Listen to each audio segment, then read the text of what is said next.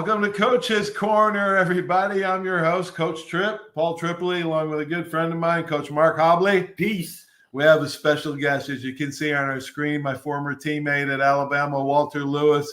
Walter, thanks for taking the time, man. I know you're busy, man.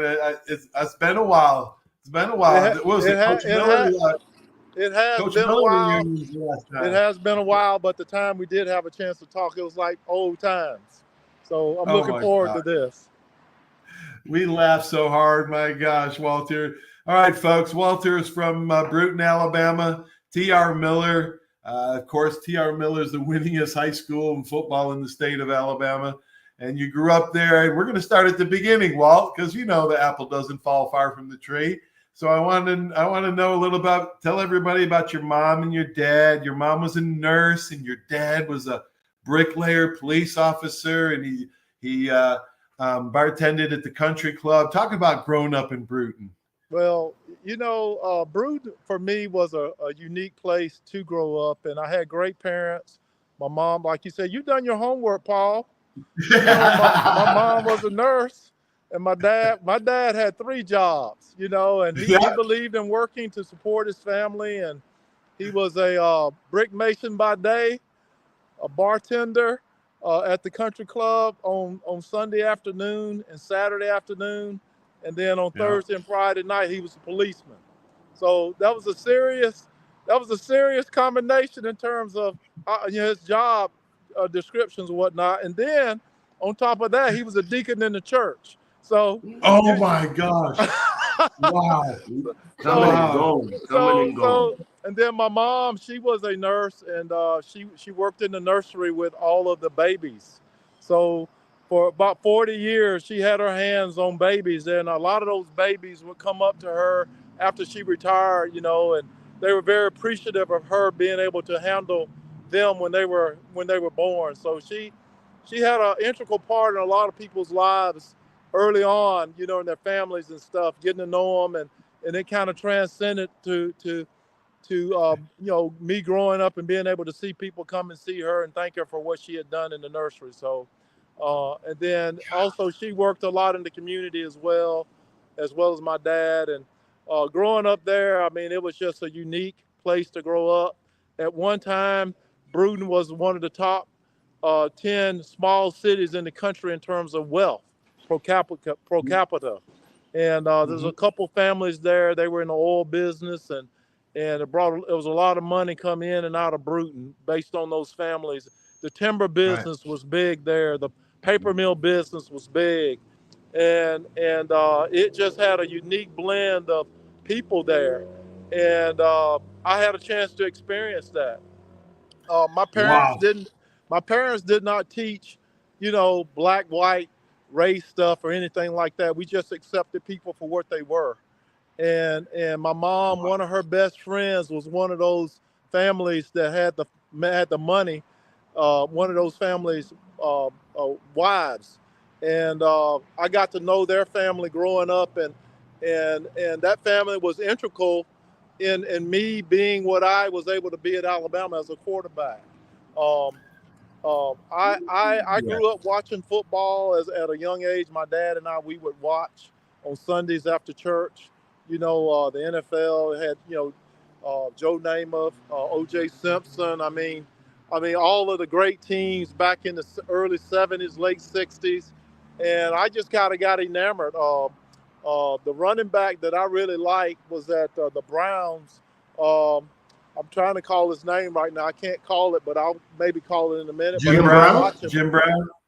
No, it wasn't Jim. Jim Brown was one. But Lloyd Little, the guy that came after Jim Brown, number 44. Leroy. Floyd Little. It could have been Floyd Little, but I just really enjoyed watching the game, and I started watching at an early age. At the age of 4, my next door neighbor was 8. I was 4. We were playing this front yard. I broke my arm playing football, and had it in the cast and all that at the age of 4. And then as I grew older, that family that I was telling you about, their 2 sons, they were white kids, and they come take me, go hunting, fishing, and do stuff like that. And they invited me one Friday afternoon to go down to the Ford Motor Company to sign up for punt, pass, and kick. And I asked my mom what was okay. She said, "Yeah, it's okay."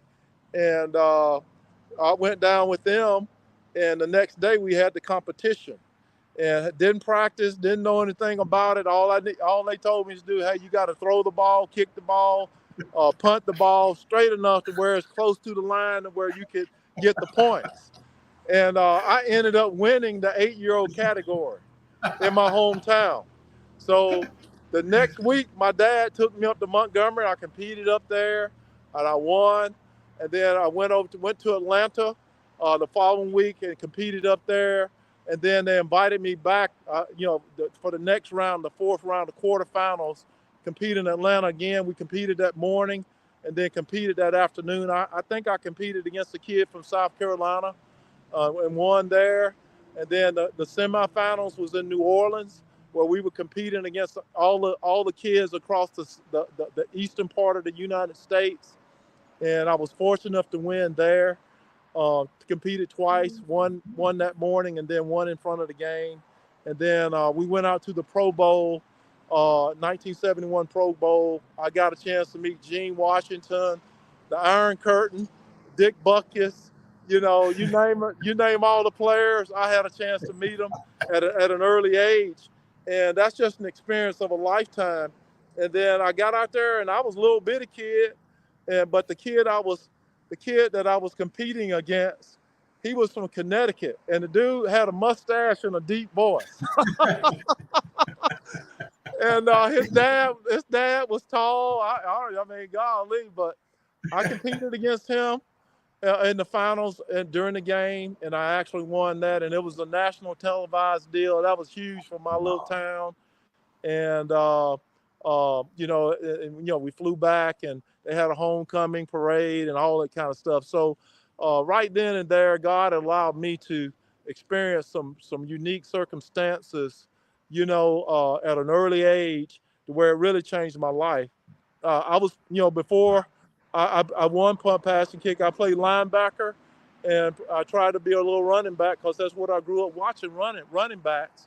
But after I won, they moved me to quarterback because I was probably the best athlete at the time. So that's how I became a quarterback. And then what I did as a quarterback that kind of set the stage.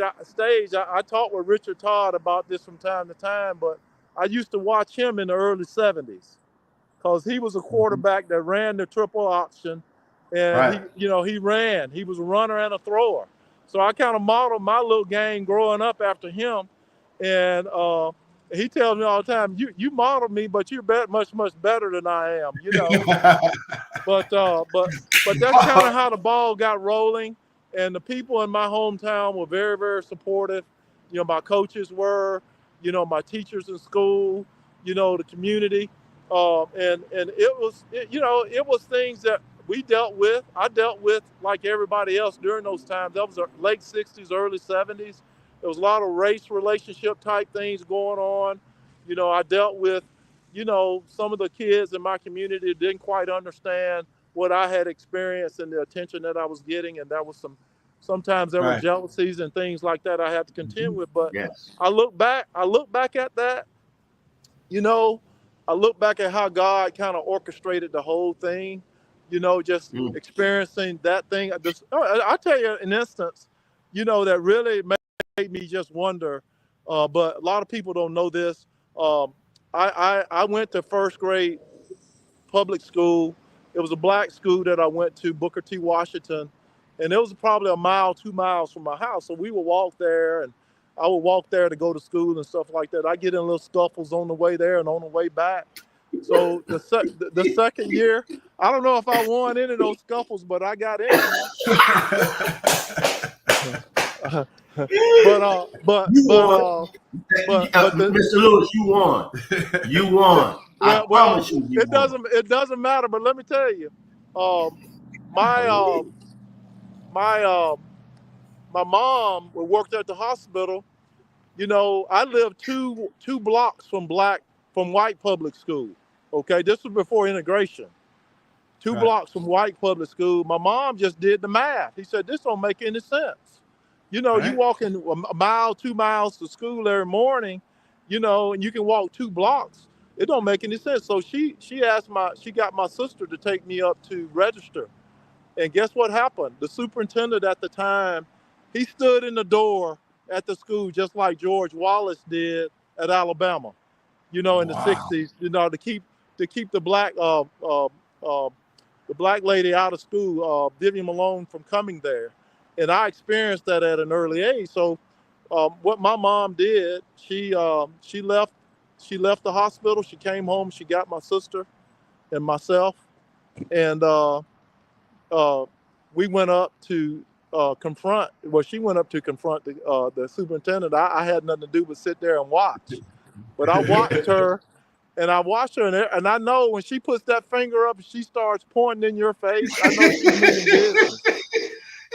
And she had that finger. I didn't know what she was saying, but I knew the finger language, you know. And the superintendent backed down. He relented, and he, you know, let us in. So the year before integration, you know, I was experiencing what was going on in our nation at the time. Yeah. And Holy cow, Walt! Say what? Walt. Your mom. Yeah, Yeah, your yeah. mom. That was just something else. that was just. I look back as I grow older and I experience, you know, life.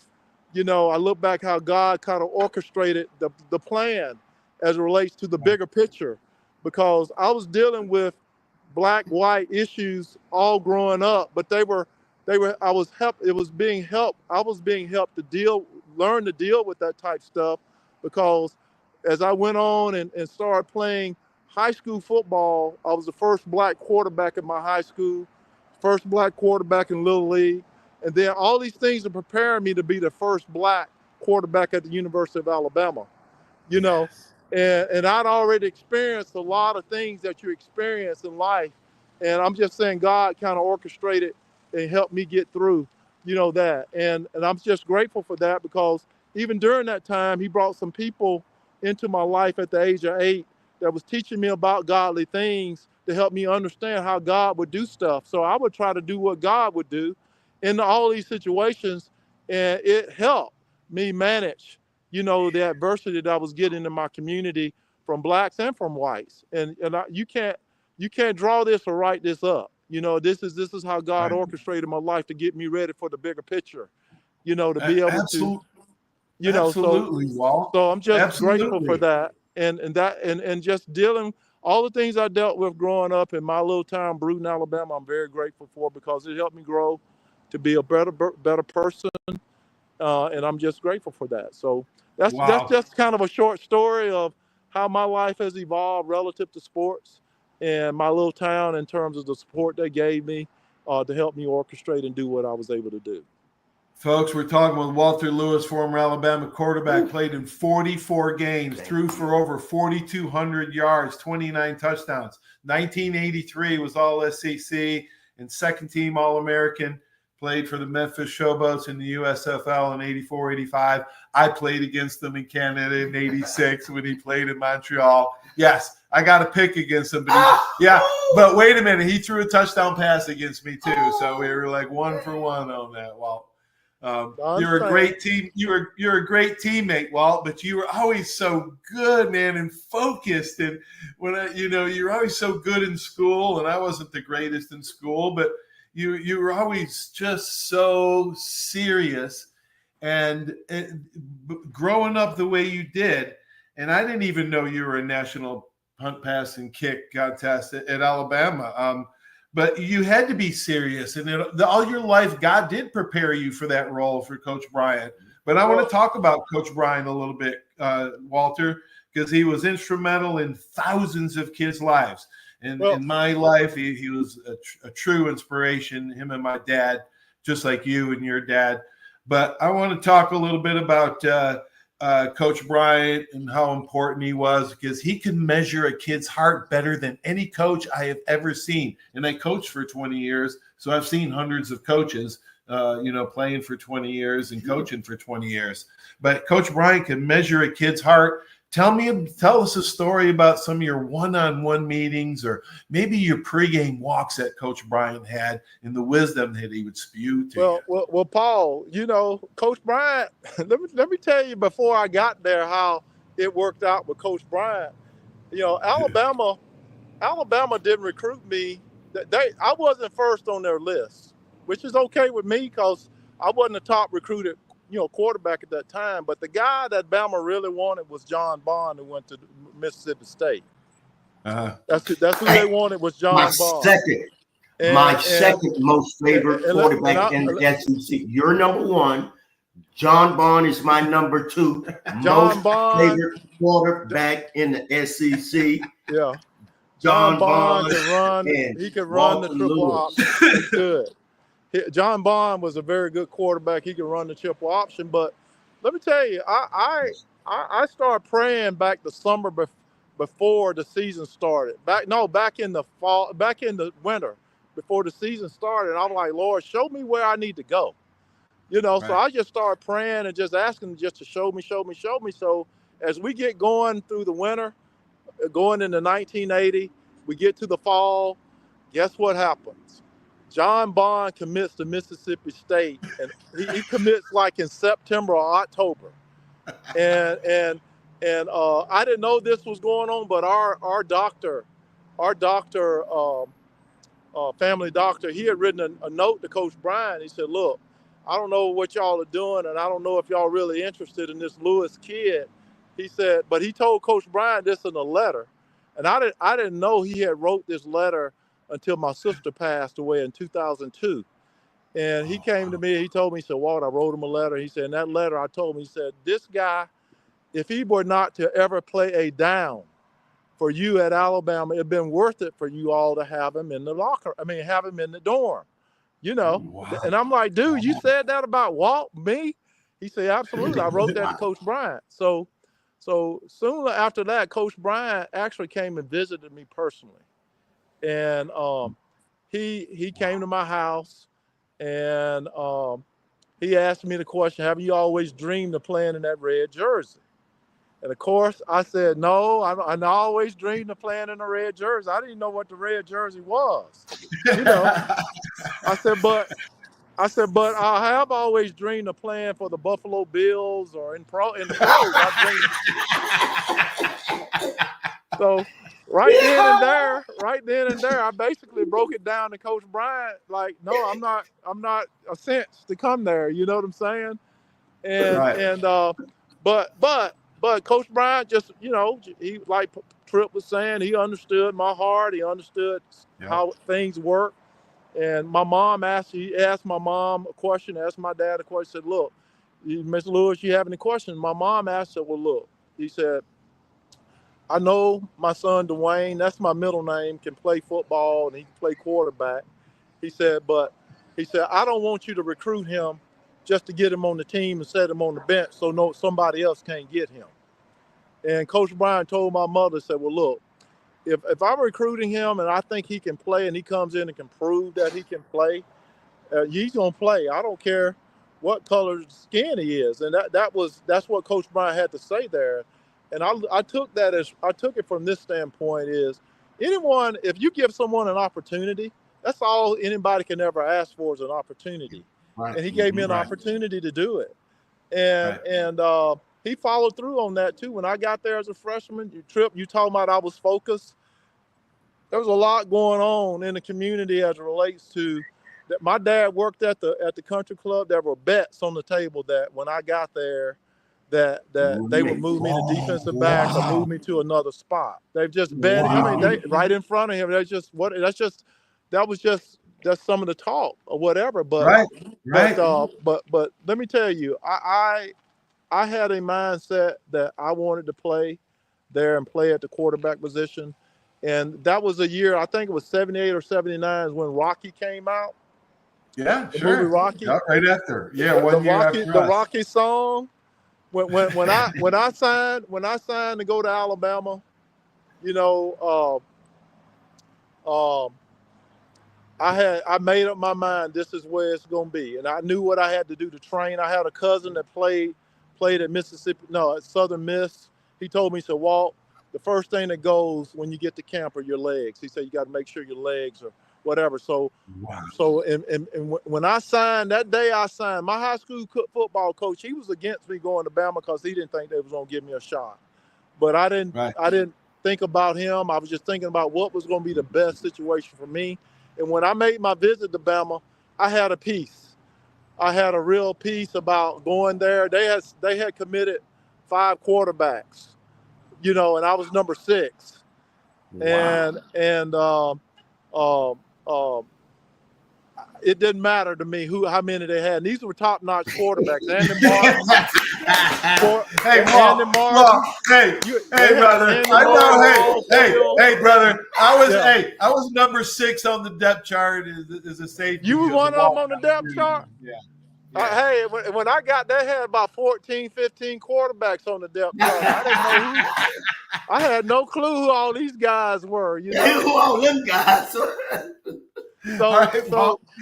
So when I got there, you know, when I signed that day, I felt real bad because I know I wasn't getting support of people that were, you know, like my coach. He was close to me, but I wasn't having his support, and I knew that. And that kind of disheartened me a little bit. But the day after I signed, I started running the mile. And I was running the mile with bleachers. And I started training like Rocky. Okay? Yeah. And I mean, I would run every day after work. I would work from 7 to 4:30 with my dad in the summer. But when I got off, I'd get home, I'd eat, I'd drink some Kool-Aid and eat, and I would run up to the football field. That was probably 4 or 5 miles, and I run home. But what I would do, I would run the 220s, the 100s, and I do all my running up there. We didn't leave there to 8:30 that night, you know. But I was training to get my mind and my legs and my body in shape, and because I knew it was going to be a challenge, you know. And when I got to Bama, I mean, I was in shape better than anybody that was there, and the mental side of it came along with that. So y'all are really getting the goods today. Hey, Walt, it was a 12-minute run. I remember it distinctly. A 12-minute run. How far could you go in 12 minutes? And after about 2 laps, the lineman started lapping my roommate. I won't say names, but Coach Bryant said, "Hey, number 67, pack up your shit and go home." I was like, wait a minute. He just cut my roommate, and I was happy. I was the happiest guy. I was dancing around. Was your roommate? I was happy. Yes, I was happy. Was John Bohanna your roommate? Yep, he was. It was a mile we had to run, and he didn't make the first turn. You know, I would love to know what Bohanna is just to see him. I would love to chat with him, just to holler at him. Do you know where he is? Oh my gosh, well, hey, that was quite an eye opener. You were ready for Coach Bryant. Coach O'Leary got me ready. We played a lot of games. I think one of the coldest games, Walt, and I had Cornelius Bennett on my show a couple of weeks ago. And he played years in Buffalo where they get that lake effect. And he said the '83 Boston College game was the coldest game he's ever played. That was the cold. Oh, that was so messed up. That was so messed up. Messed up is right. You know, the power went out. The wind was blowing. Coach Bryant always told us to know the temperature, know the weather, and just be prepared in a lot of areas. And that night, so when we got to the hotel, I looked at the news just to see what the weather was going to be. And the forecaster predicted 52 and sunny. You know what I'm saying? I'm like, oh, it's gonna be on. It's gonna be. And shoot, man, we get out there and the north wind starts blowing. I mean, it dropped. That temperature dropped with the rain, man. I mean, it dropped down to below 32 or whatever. I don't know, but that was really, really cold. You're right. That the wind was blowing 40 miles an hour, Walt. The power went out. Right. The TV feed went out. My brother was watching in L.A. Nobody could even watch the game after that. Well, I just that's the first game. That's the first time I ever questioned why I was playing football.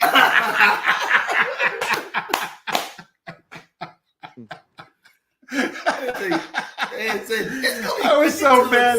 Hey, I was telling Biscuit, man, those guys were so cold because, bless them, man. They've never believed it. They've never been in those kind of conditions before. I'm from there. I'm from Syracuse, so I kind of, I was kind of used to the, brutal conditions. You're crazy. And then TV timeouts, they were just wanting to huddle up and get warm. Well, Trip, did you play in the Liberty Bowl? Did you play in the Liberty Bowl? Coach Bryant's last game. I was there. I didn't play, but I was there. Hey, Trip. Now it was 14 degrees with ice shingles coming up out of the ground. That was a cold game. That was a cold game. I was like 70 all week and 30. Hey, that was a game Rocky got knocked out on like the kickoff or something. Rocky Colburn. Yeah, Rocky Colburn. I played a little baseball with Rocky. Yeah, he's from here. Yeah. I remember Jeremiah 3 interceptions. That's what I remember, Jeremiah Castile. Yeah, me too, because Jeremiah bailed Walt out several times in terms of getting those interceptions, because I had probably thrown one, But he had an outstanding game, there. But Trip, you wanted me to mention something about Coach Bryant, though. Yeah, I have to pregame walks and talks. Yeah. Yeah, one thing that I really admired about Coach Bryant was this. He was a fair man. And like I say, if he offered opportunity, he knew what the times were. He knew and understood black and white. He understood where you came from on the black and white side. If you were affluent, he understood that. He understood all the parameters because he was in the middle. He grew up poor, like a lot of black folks grew up during those times. Well, some of his best friends were black when he was a kid, yeah, Walt. Yeah, I understand. And but also he grew up that way. Hold on one second, guys. Okay. He grew up that way, but he was a white person to be around those personalities to understand that too. So when you have those combinations in place where you can relate to a lot of different circumstances or a lot of different situations, he had it, and he knew how to employ it to where he could get the most out of you as a player. And yes, he knew and understood the heart. And see, great coaches know and understand the heart. You know what I'm saying? Because that's what drives a person. What's in your heart is going to come out of your mouth. It's going to come out how you walk and how you talk. Right. That's the way it is. And when you can understand that, you can get the most out of anyone relative to how they perform under circumstances that you put them in. And Coach Bryant knew how to operate under those circumstances as a coach. Yes, he did. Yeah, God knows your heart. God knows your heart. Matter of fact, Kerry Good has a little chapter in his book about that. And Monday nights, Kerry comes on my show and we do a good and faithful servant. We deep dive into his book. Well, I'm going to tell you, Kerry, I love Kerry Good. I mean, I learned so much from that kid as a freshman when he came in. He was a staunch player, staunch kid. I learned a lot about Kerry Good as a player. And it's not surprising me at all in terms of how he's handling his situation right now. This is a hand that he was dealt in life, and he's playing it to the fullest. And I'm just happy to see him utilize the situation that he's in to be able to bless people. In his book that he has and some of the things that he says, I'm like, man, this is so ridiculous. This is so really good. I know.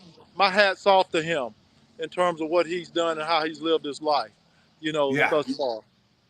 His wisdom is amazing. His Facebook posts are outstanding.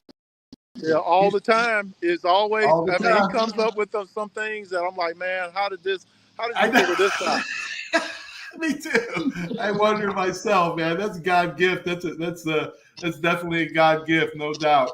I want to rest in peace. Shout out Lenny Patrick, our good friend, teammate. He passed away this week, so I wanted to say, Lenny, he's knocking on heaven's door, and he's trying to get in that classroom, and they locked it on him, and he's saying, Lord, this is Lenny, let me in. Remember that knocking on that door? Well, That's Lenny's game. let me say this. Lenny had with me and Karoof, we were talking about Lenny the other day and just how he was. I mean, very playful. Everybody enjoyed him. He always brought something different to the table, you know, and he had issues at times doing the things that Coach Bryant wanted him to do, and Coach Bryant would discipline him as a result of that. But if you recall the Auburn game of I think it was Coach Bryant, it was 80, was it 81? Yeah, it was 81 Auburn game. Coach Bryant won the 315. Oh, there it is right there, 315. 315, yes. The spring before that game, Lenny was put in Coach Bryant's doghouse because he wouldn't do what Coach Bryant wanted him to do. So Coach Bryant challenged him on the football field a day of practice where he was going against the first team, and he made Lenny run that ball, the sweep, the same play about 10 times. I remember. I don't know if you remember that. I remember that day. But the defense, he was just trying to get it out of Lenny, and Lenny quit. Lenny quit that day, and we were like, Lenny, let's stay down. But fast forward, that game that he ran that run, and winning the becoming the top. Coach Bryant becoming the winningest coach in college football history. It was behind. That was the same run that he ran in practice that spring, and the determination that he had in that run during the game. I really think what happened in the spring was a prelude to Coach Bryant. Oh, that was the same call? It was the same call. Wow, it was the greatest run by running back out. Great. It was a great run, and it's just hats off to Lenny, to where he did not quit, and he learned a lesson. I would guess from what happened in the spring. So you just never know, but Coach Bryant put him in a position where he had to come to the table, and and it was tough on him during the spring. But hey, he had an opportunity to redeem himself in that game, and I'm just grateful that he did. And he has a seat in the history of Coach Bryant becoming the greatest the winningest college football coach of all time. So he does. So do you, Walt. Being the last starting quarterback in Coach Bryant's career, man. Well, Coach Bryant was calculating about everything. He was calculated everything he did and said. It was calculated. So for you to be chosen as the first African-American quarterback at Alabama, you had to be special. And Coach Bryant knew that, Walt. He knew you were special. He loved you. Talk about a pregame speech, or maybe the 2 days.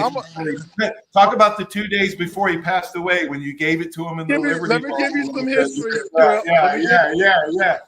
Let me give you some history, Trip. A lot of people may not know this, but his last game, Coach Bryant and I got into a heated argument on the sideline, about Lenny Patrick. Okay. And who he wanted to substitute in. We had a 3rd and 1, and it was a key situation. So he calls timeout, and I run to the sideline.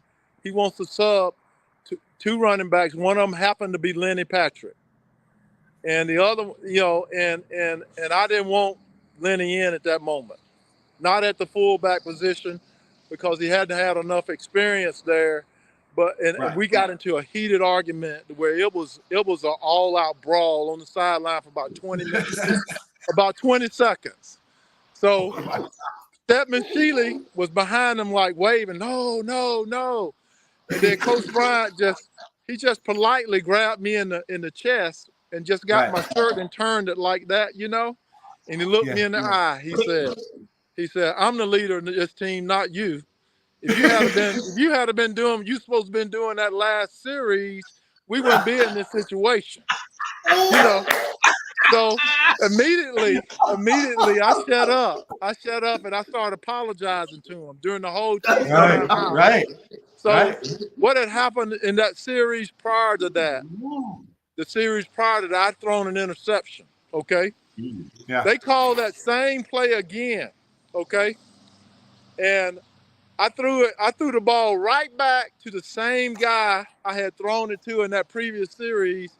And you know how you come off the field, I come off the field on the 20. I didn't even go for it, Coach Bryant, because I was so embarrassed, but we got into a heated argument about the substitution.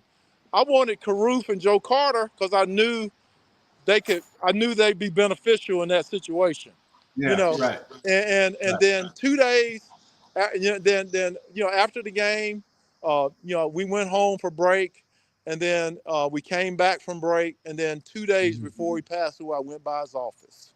Wow. And Coach Bryant's office, he had a chair, he had a couch in there that didn't have any springs in it. Right. So I think it was on purpose because he wanted everybody to know who was in charge. So when you sat down on that couch, you went to the floor. That made you be looking up at him at his desk. And so I sat down and I went straight to the floor. So I'm looking up at Coach Bryant. I said, Coach Bryant, I said, look, I am so sorry for disrespecting you out there during the game. And Coach Bryant told me, he said, Walt, he said, man, that's just a part of the game. It's just a part of the game. I'm like, I said, well, Coach Bryant, I disrespect you. He said, that's a part of the game, Walt. Let me tell you what was going on, I think, there. I think Coach Bryant at that moment when he and I got into it on the sideline, I think he realized or I was exuding what he wanted from his quarterback. And that's to be a leader and to take charge. And that's what was going on during that moment. I was taking charge. I was standing up for what I wanted and all those types of things. And he liked that in his players. And he had respect for it. And that's how he responded to me when I went into his office. 2 days later, he passed away. Oh, my God. And then, Pat Trammell. Hey, Pat Trammell would give it to him, and he loved Pat Trammell too. Well, and that's what he wanted to see in his players. And let me say this. I know it was something that he wanted because about 20 years later, I went to an event. That his son wanted me to come to. And I was telling this story to Major Ogilvie out in the parking lot. His son walks up and gets in the listens to the conversation or overheard the conversation. Paul Jr. had tears in his eyes. And he said, Walt, he said, you're not going to believe this. He said, but that incident that happened on the field and you coming to talk to Papa was one of the last conversations I had with him before he passed. So it meant something to Coach Bryant that I came by to talk with him. And it meant something to his son that he shared that with him. And I think he saw another side of Walter that he's been looking to see for a long, long time at that position for me. So I'm grateful for that opportunity, and I'm grateful for, having a chance to be that quarterback, his last quarterback during that time. So. Wow. Yeah, he was something else, Walt, man. So are you, man. We're so proud of you, buddy. Yes. We love you, man. Thank you so much for your words of wisdom. Yeah, man. That was so good, Walt, man. We'll have to do it again. We got so many stories that we probably haven't even told. We have 4 or 5 chapters on your show, Trip. To tell it all. It's just so much to tell. It's just so much. But look, I appreciate you having me on here. Hey, promise you come on. Hey, promise you come on again. We'll tell some more stories. I'll come back and get on. I certainly will. All right. Thank you so much. Thanks, Walt. Thank you, brother. Guys. Thank you very much. All right. Thank you. Peace, brother. Yes, sir. Love you. God bless you, buddy. Thanks. All right. Bye-bye. Bye-bye. Wow. Incredible. It was an incredible man. He was an incredible person, man. What an incredible teammate. He was that recruiting class in 1980 after Alabama won 78-79. I walked on the field as a walk-on and I went, holy shit, what am I doing here? I mean, they were so good, man. I was like, it took me a while to adjust to their like intensity, their focus, their speed, their strength, their everything, man. It took me forever to adjust. But man, That was great, Hobbs. Incredible. That's got to be one of the top ones. One of the top of all time, because he was your favorite. Yeah. He was a great teammate. He was a great teammate too. Man, wow. You know? That little area coming out of Bruton over there, Coach. They've turned out some great men over there. You know, that's a big honor, man. You know how it is. Yeah, your mom and dad were were in that. In the '60s, were educators right there in the front lines. Yeah, I was one of the first ones to integrate. Right, you were one of the first ones to integrate in the public school here. And that's even bigger over there in a place like Bruton over there. Yeah, can you imagine his mom going in there and shaking down the superintendent with that finger? You better up, Mama. You just picture. But like he said, he had a lot of people. He had a lot of help. And that was the same with my situation. Right, you did too, and we did too, man. Without us, we would have never got as far as we did without help from people, champions. Angie calls them your champions in your life. Yes. Okay. Thank you. We're going to talk a little bit more about some of the champions that were in Walter's life, maybe in another episode, as we'll have part 2 coming up. But watch these great sponsors. Without them, this just wouldn't be possible. Have a great sports weekend, everybody. Peace.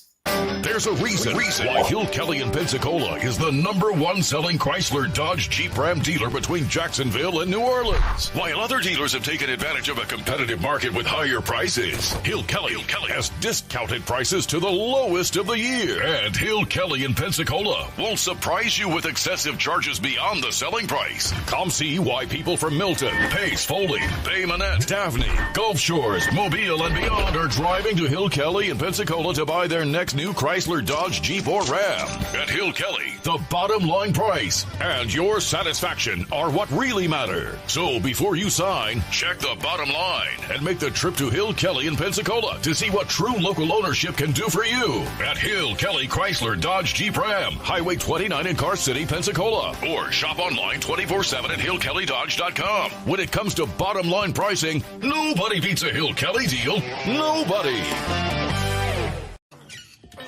That's you trying to fix the plumbing yourself to save a few bucks. Doing things yourself doesn't always end well. The same goes for insurance. That's why Auto Owners works with local independent agents who tailor coverage to meet your needs and offer discounts for life, home, car, and business insurance. Because sometimes you need a professional to get the job done right. That's simple human sense. Are you riding around in a filthy vehicle? Dirty car no more. Visit Ronnie's Car Wash today to get it shining in no time. They have 3 convenient locations with another coming soon. The unlimited monthly wash packages start as low as $14.95 per month with free vacuums, multi-purpose spray, and towels. Visit them in Gulf Breeze, Navarre, Fort Walton, and soon Crestview. Don't wait. Wash today. Be sure to see Ronnie's Car Wash on Facebook to see the latest specials and discounts. You'll be riding and shining in no time. 75 years of service in high tech today. It's Pensacola Glass Company at 433-8348. High tech is a term often applied to advanced services and products in today's marketplace. And today, glass is much more than a simple painted brittle, see-through stuff we hit baseballs through when we were kids. Glass is now a product with unique flexibility in both performance and application. And Pensacola Glass Company is growing right along. That's Pensacola Glass Company at 433-8348. Barnes Heating and Air is a proud sponsor of Alabama football, serving the entire Pensacola community for over 50 years. Barnes Heating and Air is passionate about providing customers with world-class air conditioning and heating repairs, sales, and installation. Barnes Heating and Air is family-owned, insured, and committed to quality. For a free estimate, call 478-0141. Barnes Heating and Air is #1 in customer service with service calls 7 days a week. Call Barnes Heating and Air 478-0141 and roll Tide.